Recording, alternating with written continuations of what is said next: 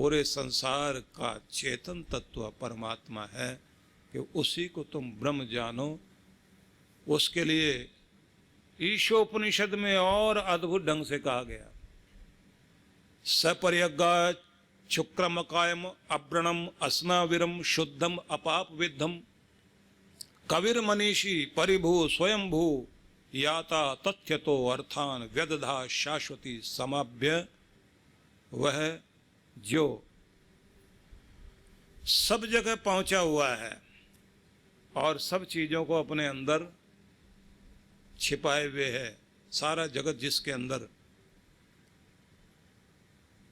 ऐसा तेजस्वी, उसके तेज के प्रकाश के बराबर दुनिया में कोई प्रकाश नहीं है। उसका नूर सबसे बड़ा नूर है। और मजे की बात, एक नूर, एक प्रकाश हम आंखों से देख रहे हैं।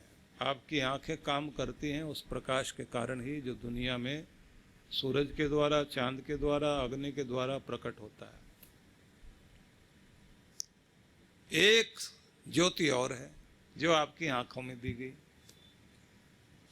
मजे की बात यह है कि जब आप छोटे होते हैं आंखों में वो लाइट तेज होती है।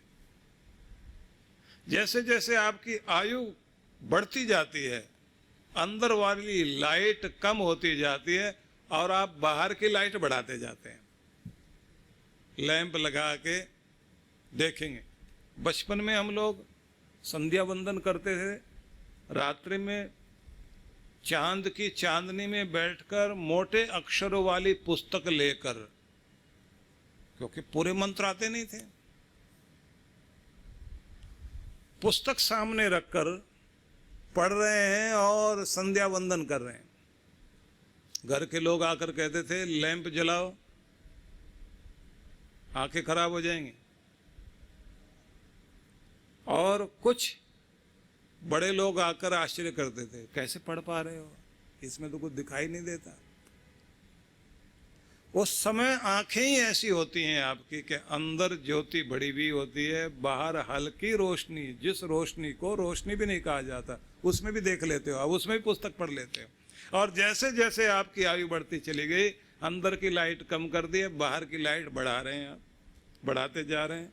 उसके बाद भी कहते हैं लाइट कम है, और बच्चे हंसते हैं, इतनी तो रोशनी बाहर है, उसके बाद भी पढ़ा नहीं जा रहा।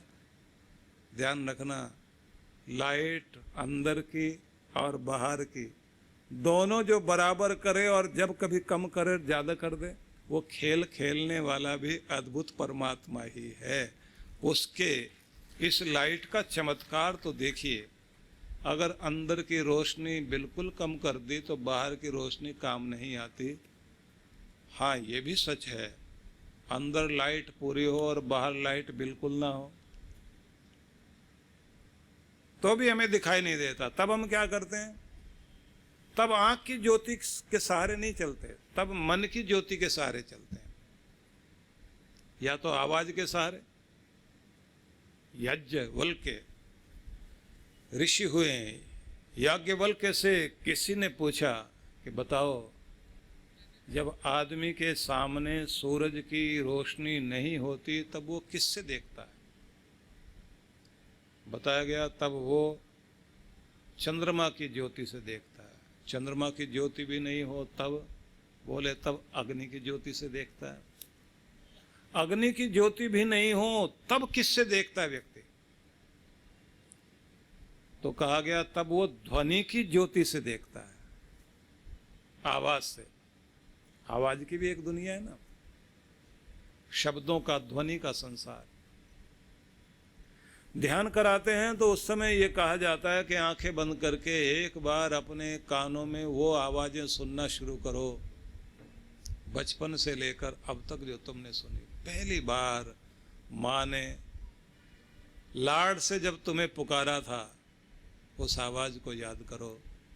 तुम्हारे छोटे भाई ने जब वो बहुत छोटा था पहली बार बोला था और उसकी आवाज़ तुमने सुनी थी, उस आवाज़ को सुनो, उसे याद करो। जो वर्षा की बूंदें पेड़ों के पत्तों से छनकर नीचे गिरती हुई आवाज़ कर रही थी, और हवा की साएं साएं वाली ध्वनि को ध्यान में लाकर सुनो तो ध्वनि है। गरजते सागर की लहरों को सुनो, मंदिरों की घंटियों को सुनो, शंखनाद। तो आवाज है नहीं, लेकिन कहा जाता है अपने अंदर से सुनो, आवाजें भरी भी हैं। और जैसे ही आप मन एकाग्र करते हैं, आपको आवाजें सुनाई देने लग जाती हैं। नन्हा सा बालक कमर में करधनी पहने हुए रुनझुन की आवाज करते हुए आंगन में इधर से उधर दौड़ रहा है, उस आवाज को सुनो। दूर कहीं बांसुरी की तान किसी ने छेड़ी और तुम्हारे हृदय को बहुत अच्छी लगी, ऐसी किसी तान पर ध्यान टिकाकर मन को एकाग्र करके बैठिए। ध्यान में कराया जाता है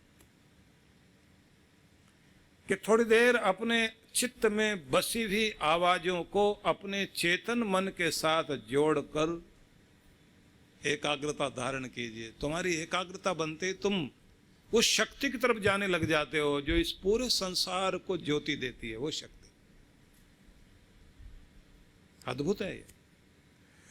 तो याज्ञवल्क्य ने बताया कि जब सूरज की रोशनी काम नहीं करती तो चंद्रमा की रोशनी से व्यक्ति काम लेता है, और अब वो रोशनी भी नहीं हो तो अग्नि की रोशनी से काम करता है। जब अग्नि की रोशनी भी नहीं हो तब व्यक्ति ध्वनि के द्वारा काम करता। अंधेरे में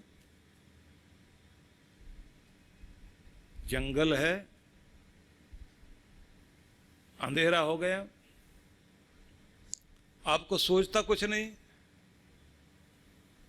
और आप आवाज देते हैं। या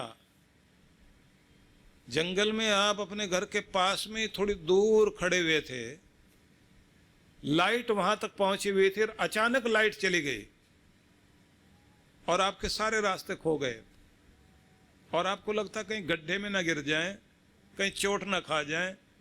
आपने हाथ अपने फैलाए, बैलेंस किया, और आप वहीं से आवाज देते हैं। कोई सुन रहा है?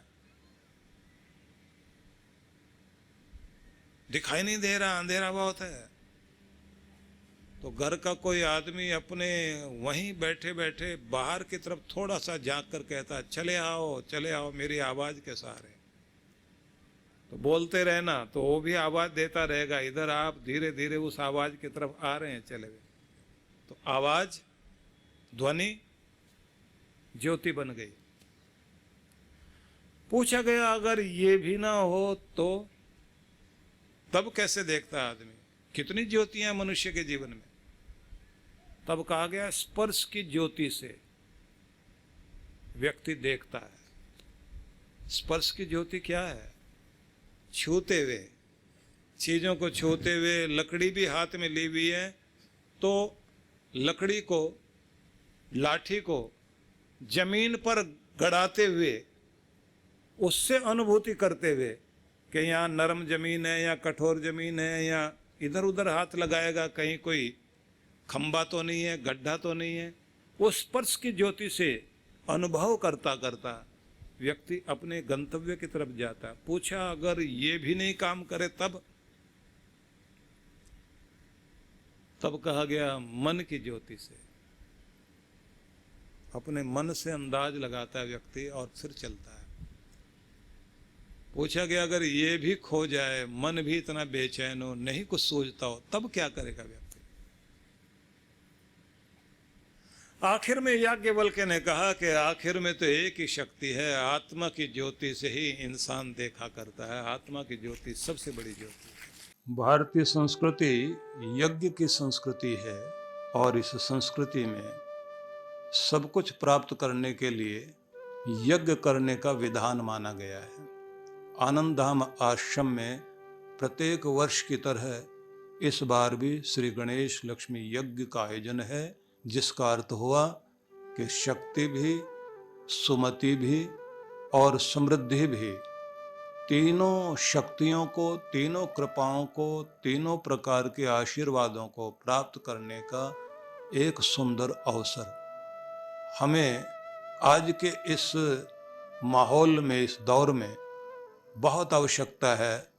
मनोबल भी बढ़े, धन बल बढ़े, जन बल बढ़े, संगठन बल भी बढ़े, बुद्धि बल भी बढ़े, ये सारी शक्तियाँ हमारे पास हो और हम अपनी आंतरिक शक्ति से भी युक्त हों कि जिससे परिस्थितियों को पार भी कर सकें और अपने सौभाग्य को अपनी ओर खींच भी सकें। जीवन में सुख समृद्धि धन धान्य ये सब की भी अभिवृद्धि हो, लेकिन साथ साथ में वह सुमति बनी रहे जिसके द्वारा हम इस सब का लाभ ले सकें। तो इसके लिए आवश्यक है कि जब कोई और विधि काम न आए, न जप काम आए, न हमारी प्रार्थना काम आए, न कोई अनुष्ठान काम आए, तब आखिर में माना जाता है कि यज्ञ किया जाना चाहिए।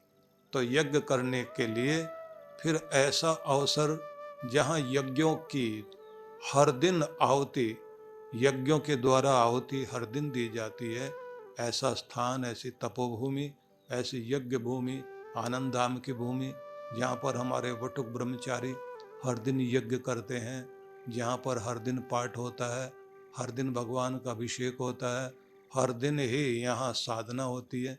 ऐसी गुरु भूमि में प्रत्येक वर्ष यज्ञ होता है और उस यज्ञ में भी जब गणपति भगवान का भी यज्ञ हो रहा है, लक्ष्मी माता का भी यज्ञ हो रहा है, तो ऐसे में हमें एक अवसर और मिलेगा कि हम अपने श्री यंत्र की प्राण प्रतिष्ठा भी करा सकेंगे और जो हमारे पहले से ही हमारे पास श्री यंत्र हैं उनको और जागृत करते हुए संकल्पित यजमान भी बनकर अपनी आहुति दे सकते हैं। एक सुंदर महान अवसर है जिसका लाभ हमें लेना ही चाहिए और ये भी हम मानकर चलें कि इस यज्ञ के द्वारा ही, अग्नि पूजा के द्वारा ही हम अपने समस्त देवताओं को प्रसन्न कर सकते हैं, क्योंकि कहा गया है स्वर्ग कामो यजेत, स्वर्ग के कामना वाले व्यक्ति को यजन करना चाहिए। और यज्ञो वै विष्णु, भगवान का रूप ही यज्ञ है। आहुति दी गई, भगवान को प्राप्त हुई, भगवान प्रसन्न हुए और आपने प्रार्थना की, उन्होंने तथास्तु कहा तो आपका काम बन गया। तो सभी के लिए बहुत बहुत मंगल कामनाएं। आमंत्रण स्वीकार कीजिए और आप पधारिए। निश्चित रूप से आप इसका लाभ ले सकेंगे। मंगल कामना करता हूँ।